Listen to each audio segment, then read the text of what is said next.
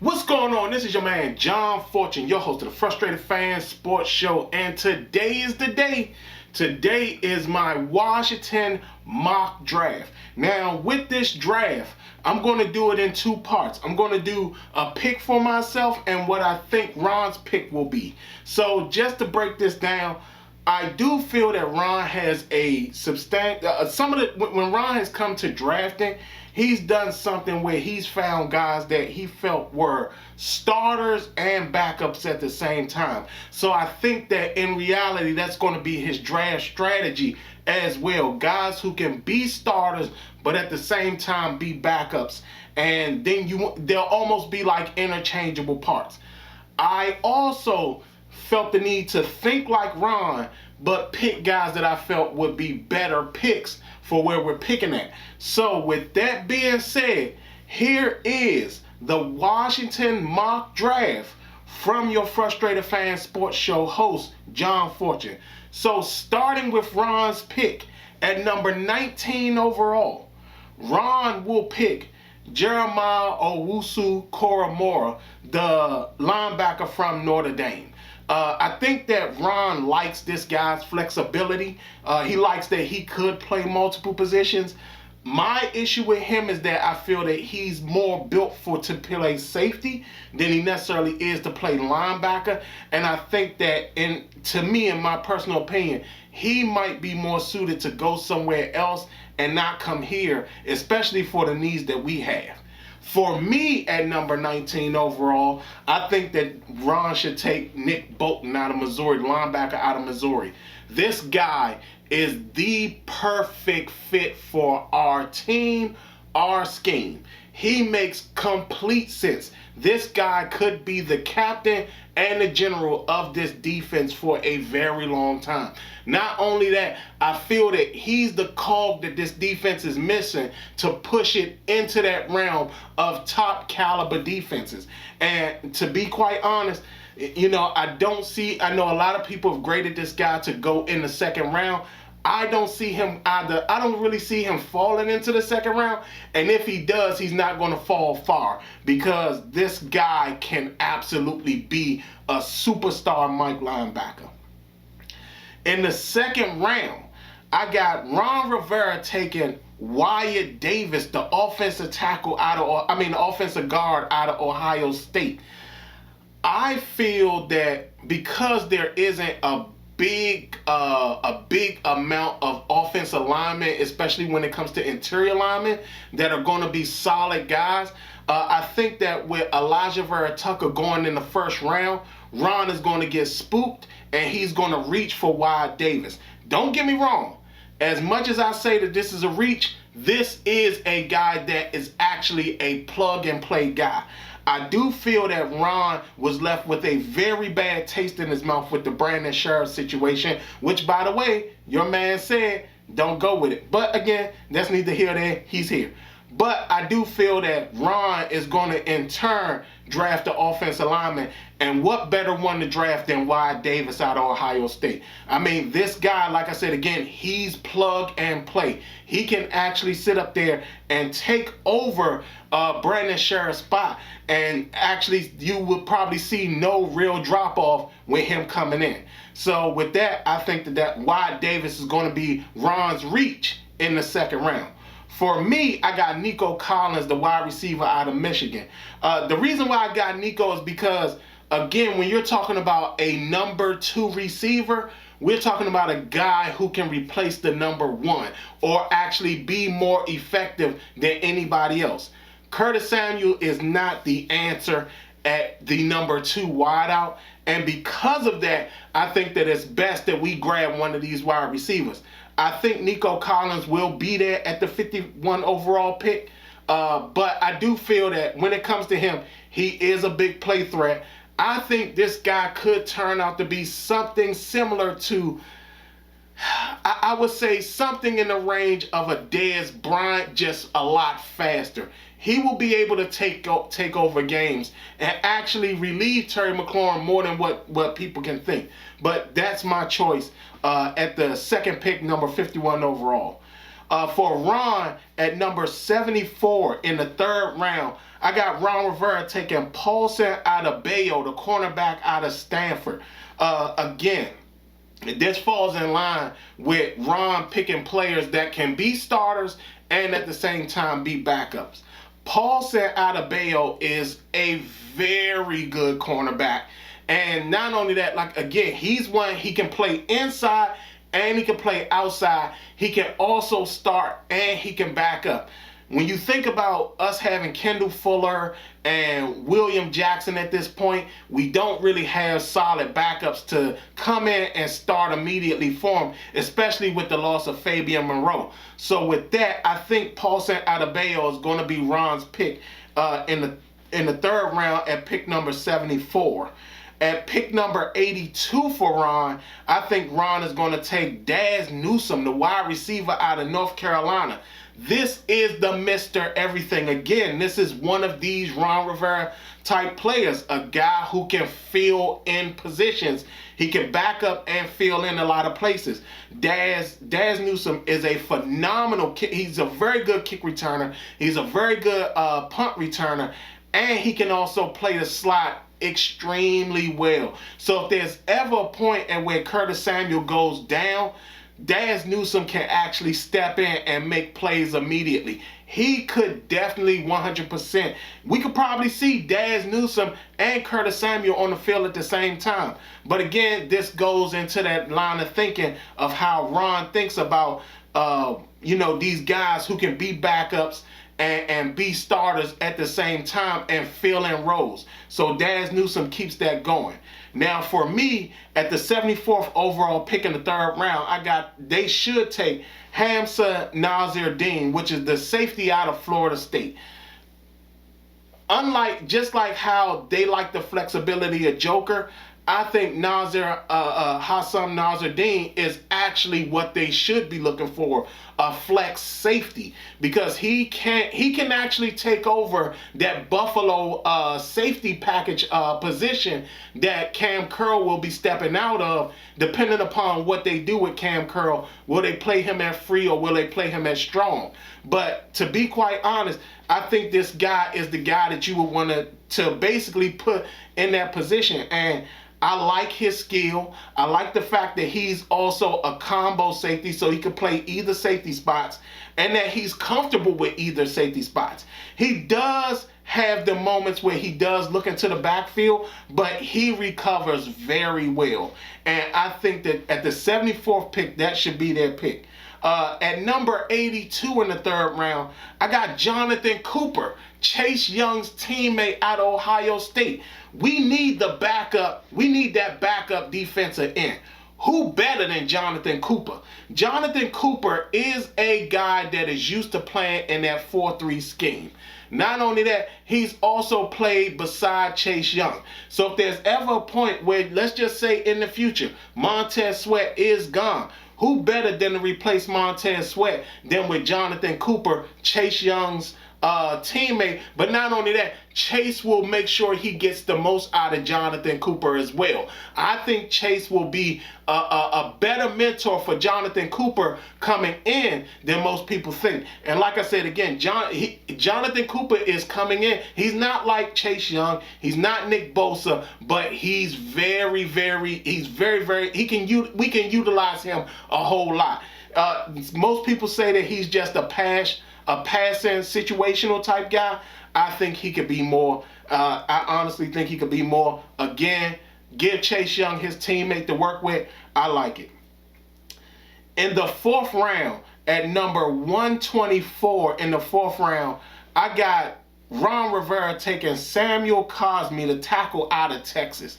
Again, flex guy. Cosmi can actually play tackle and guard.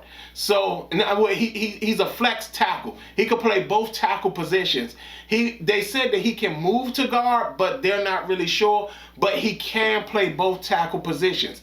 who better than to come in and do something like that than a guy who's actually a flex tackle? I mean, you're talking about last year we had to use multiple tackles. Our Iron Man Morgan Moses will play every game, but he's not going to always be able to do that. And there should be somebody that's able to step in for him, because David Sharp stepped in for him when he got injured. But I mean, who better than Samuel Cosmi to do that? And I think that, again, this is a Ron Rivera type of guy, a flex guy who can play multiple positions and also be a starter and a backup. So I think Samuel Cosmi will be Ron Rivera's pick at 124. At 124 on my side, I got Walter Little out of Stanford. Now, this guy would be considered probably one of the top tackle prospects in this draft if it wasn't for him getting hurt in 2019 and him opting out of the 2020 season.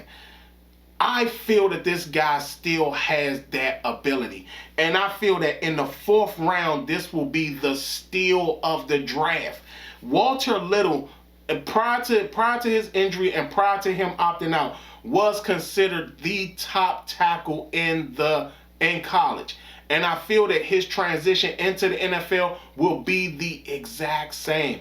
And not only that, you will give him a year to actually get into the system, understand the system, and be ready to play immediately once this happens. So for me, Walter Little at 124 should be our pick. In the 5th round at pick number 163, I think Ron Rivera will go with Cameron Sample, the defensive end out of Tulane. Again, this is another flex position guy. He is great at a bull rush. I mean, this guy can bull rush people to death. Not only is he a great edge, he can also play inside at tackle, and at if you did like a 3-4 scheme, he can play at end, and in the 4-3 he could play at tackle. This guy is super strong, super strong. And the fact that he's not actually being talked about as much as Kwity Paye, because they both basically have practically the same measurables. They're big like that. I think Cameron Sample is going to be Ron Rivera's pick at 163. But and not only that, I think that would be a fantastic pickup, because again, you're talking about a guy who can actually sit up there and make waves. Being at that pick with that size and everything. Like I said, the fact that nobody's talking about him as much as they should be, because like I said, again, this guy can play in and he can play tackle. So with that, Cameron Sample, I think, is going to be Ron's pick at in the 5th round at number 163. For me at 163, I have Keith Taylor Jr. out of Washington. Again, this is a cornerback that he played in the Senior Bowl and did a fantastic job in the Senior Bowl. But when you look at his tape, the guy can actually play. He can play in multiple schemes. So he has scheme versatility, which is something that you rarely see out of some cornerbacks. Some guys are good at man press. Some guys are good at zone, and that's pretty much it. This guy can play both zone and man press. So I like this guy. And at 6'2", he's a big guy at 6'2". And again, you're talking about going against some of these other wide receivers in the league, especially what we're going to be seeing next year. At 6'2", Keith Taylor Jr., I think this is the guy you want to be defending down the seam as wide receivers, bigger wide receivers are running down the line. You're going to want a guy that's 6'2", able to keep up with him. Again, like I said, he does have flexibility. He can play zone, and he can play man press. So with that scheme flexibility, Keith Taylor is the guy you take in the 5th round. We do not have 6th round picks, so I'm not even going to go there. For in the 7th round at number 247, I got Ron taking Roy Lopez out of Arizona. Roy Lopez. Roy Lopez is a developmental defensive tackle. They're going to need, I think Ron is going to see the fact that Jonathan Allen is going to be a free agent, Tim Settle is going to be a free agent, and he's going to have to find ways to get another guy in there that can come in and eventually step in. Again, Caleb Brantley is gone. He was one of the people that they released. So with that, you know, Roy Lopez seems like the type of guy, and you know, I think Roy Lopez is that guy that Ron Rivera will be enamored by, and more than likely he would take him at 244 in the 7th round. At 246 in the 7th round, I got Ron Rivera taking Royce Newman, the offensive lineman out of Ole Miss. Now, the reason why I say that Ron will take him is because, again, we talk about flex position. This guy can play all along the line. I mean, he is known for playing multiple positions. He can play center, he can play both guard positions, and he can play both tackle positions. Who better than to have a guy backing up like that than a guy who can play almost every position along the line? And Royce Newman is that guy. For me, on my end, at 244, I have Carlo Kemp, the defensive tackle out of Michigan. I think, again, this is another guy who would fit very well immediately with our current defensive lineup. And again, you're going to need a guy to possibly replace Jonathan Allen or Tim Settle, depending upon which one you keep. Now, Tim Settle may be cheaper, but Jonathan Allen, again, he's the locker room guy. So depending upon which one you keep, Carlo Kemp is a guy you can bring in immediately, and he will start contributing right off the bat. Now, again, there's not a lot of guys that you might sit up here and say, oh, you know, if you can find a guy like this in the 7th round, he would be a steal. Yes, he would be a steal, but the reason he's not getting as much look is because, again, Michigan wasn't that good. But you can tell in the way he plays that this guy has fantastic skill. And I think that, you know, Carlo Kemp should be our pick. At 246, Ron and I have the same idea. Royce Newman, the offensive lineman out of Ole Miss. Again, a guy who can play all along the line. Who better than to have as a backup than a guy who can play all over the place? I remember years ago we had Riley McKenzie. And Riley McKenzie was able to play guard and tackle on both sides. So for once to have a guy who can come in and actually do that again, I think that would be a phenomenal pickup for us. Now, I'm going to answer some of your questions because I know you have them. John, you did not take a quarterback. No, I didn't. I don't think Ron is taking a quarterback neither. The reason why I don't think Ron is taking a quarterback is because he's told us on multiple occasions he likes the guys that we currently have. He likes Taylor Heinicke. Everybody forgets Taylor Heinicke put in a very stellar performance in a playoff game against the eventual Super Bowl champions. What Taylor Heinicke did against Tampa Bay, no other team did it. Now, were they missing Devin White? Yes. But it's still the fact that at the end of the day, we could have came close to beating Tampa Bay. We could have actually ruined Tampa Bay's Super Bowl bid. But again, Ron Rivera liked that type of thing that he did. Not only that, we have to admit the offense looked way better with him in it. So that's that. Kyle Allen, Ron Rivera has made it very clear that he feels that Kyle Allen could have did the same thing that Taylor Heinicke did. I beg to differ. I don't think Kyle Allen could have done that. But hey, who's to say that he could or couldn't? But Ron feels that he could, and that's what it is. Then we got Ryan Fitzpatrick. I personally don't want Ryan Fitzpatrick to be my mentor to my young quarterback. Everywhere Ryan Fitzpatrick has been, and there's been a young quarterback there, Ryan Fitzpatrick has found a way to ruin those young guys. I bring up Jameis Winston all the time. I think when he was in Buffalo, I think it might have been J.P. Lossman was the guy that they selected. And J.P. Lossman was supposed to be a fantastic quarterback. He was mentored by Ryan Fitzpatrick. I think it was J.P. I think it was Lossman. Don't quote me on that, but I do think it was Lossman that he was there. Jameis Winston, I said that, Tampa Bay. Down in Miami with Josh Rosen. Josh Rosen did not improve. You got in Miami with Tua, and they were already talking about the possibility of Miami redrafting a quarterback, because Ryan Fitzpatrick has been a disaster when it comes to mentoring young quarterbacks. I think they like him as a teammate, but I think that when it comes to Ryan Fitzpatrick, getting these guys to be his eventual replacement, or the possibility of him replacing them, is his intention. And for me, I do not want Ryan Fitzpatrick as a mentor to any young quarterback coming in here. I know you're also going to ask, John, you did not take a tight end. That is true. In my personal opinion, there are only two solid tight ends in this draft. That's Kyle Pitts and Brevin Jordan.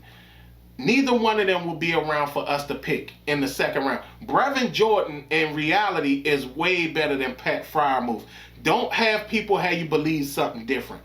But no, it's no way. It's absolutely no way that Pat Freiermuth. But again, after those two, everybody else are developmental tight ends. And to be quite honest, we already got one in Sammis Reyes. We just signed him, so let's just go with that. You know, I understand he hasn't played, which again, we've seen those experiments fail as well. We've seen the former basketball player not pan out. Ask Dallas about Rico Gathers. Ask Oakland about after they paid Ricky Dudley, what happened to him. I remember, I think the guy's name out of George Mason, Jai Lewis, he tried to play football and it didn't pan out for him neither. So we'll see what happens, but that's what it is. I don't feel that Ron is going to take a quarterback in this draft. I don't feel he's going to take a tight end, because again, like I said, Brevin Jordan and Kyle Pitts are the guys. And then also, I also don't have a running back. The running backs in this draft, I'm not really excited about, other than the top two. Well, I guess the top three. Michael Carter's pretty good too, but other than that, I just don't. I'm not excited about none of these running backs. Etienne is the best. Then I like Najee, and then Michael Carter is my third. But that's just what it is. Y'all tell me what y'all think. What do y'all think Ron should do? Do y'all like what some of the picks that I got for Ron? Do y'all like some of the picks I got for my own type of thing? But other than that, y'all, this is going to be some type of draft. My next video will be my all-time favorite, my not mock draft, where I actually tell you where players would best fit when it comes to their NFL careers and for the NFL team as a whole. Other than that, this has been your man John Fortune, and this has been the Frustrated Fan Sports Show.